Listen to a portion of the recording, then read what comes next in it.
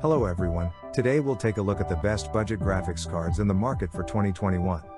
I made this list based on my personal opinion, and I'll try to help you find the right ones for your needs. To see the most up-to-date prices and find out more information about these graphics cards, you can check out the links in the description below. Before we start, I have a question for you guys.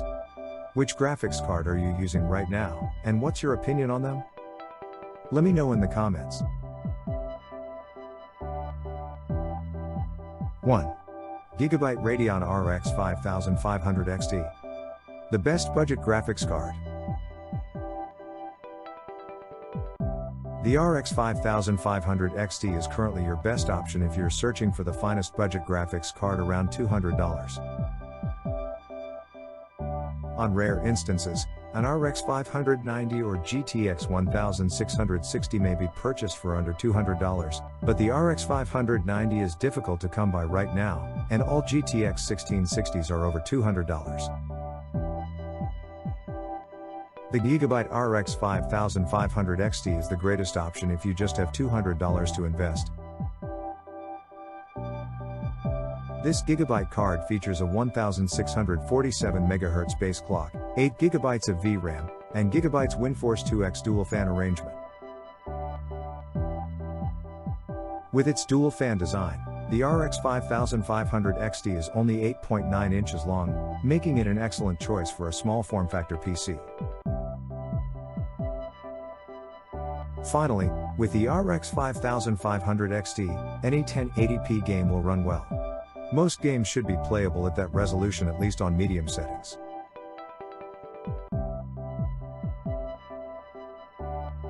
Two. Gigabyte Radeon RX 580. The runner-up budget GPU pick. If you don't have $200 to spend, the Radeon RX 580 Gaming Edition from Gigabyte is the best option. The 580 has been around for a while and has always been a decent option for gamers on a tight budget. It comes with 9.1 inches long and 8 GB of VRAM, requires a 500-watt power supply.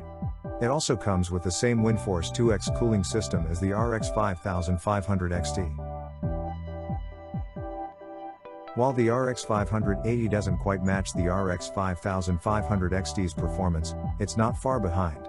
This card is worth considering if you want to save $30 without sacrificing too much performance.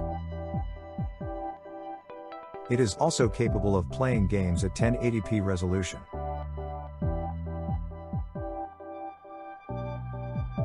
3.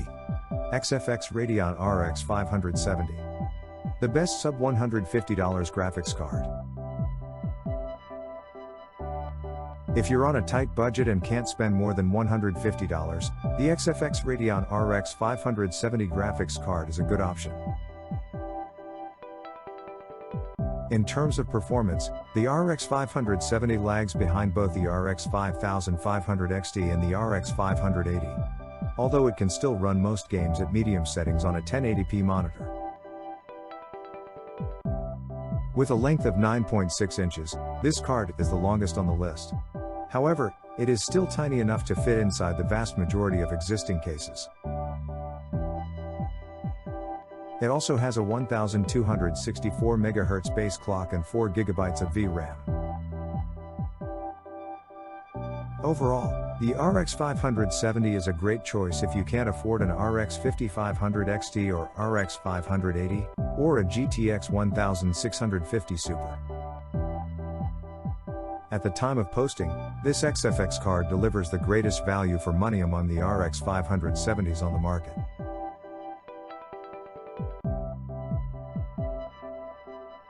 4. EVGA GeForce GTX 1650 Super. Honorable mention number 1. While this post may give the impression that I am against Nvidia cards, the fact is that AMD cards appear to make more sense in the sub $200 pricing bracket at the moment. The RX 5500 XT surpasses the GTX 1650 Super, while the RX 580's additional 4 GB of VRAM and lower price make it a better value than the 1650 Super.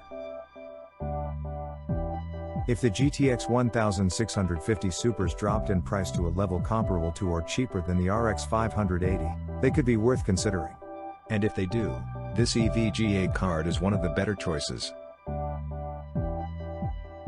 It has a base speed of 1755 MHz, 4 GB of VRAM, and a dual fan arrangement. It also has a length of 8.0 inches. Overall, you may either spend a bit more for a higher performing card like the RX 5500 XT, or spend less for similar performance, the RX 5500 XT or RX 580.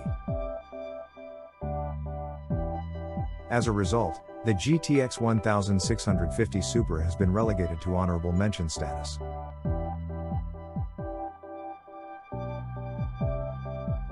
Five. PNY GeForce GTX 1650. Honorable mention number 2. The non-Super GTX 1650 is another Nvidia card that doesn't make it into our top picks due to its pricing. The regular GTX 1650, like the GTX 1650 Super, is more expensive than its direct competitor the RX 570. While the two cards have similar performance, most benchmarks show the RX 570 outperforming it in most games. As a result, the RX 570 is currently the superior buy due to its reduced price and improved performance. Of course, with the changing of graphics cards prices on a daily basis, you should check 1650's prices before making a final decision. At the end of this video, I want you to make me a favor. Please support us by hitting the like button because it helps us by the YouTube algorithm, and make sure to subscribe to our channel so you won't miss any of our content. Don't forget to type a comment. See you in the next video.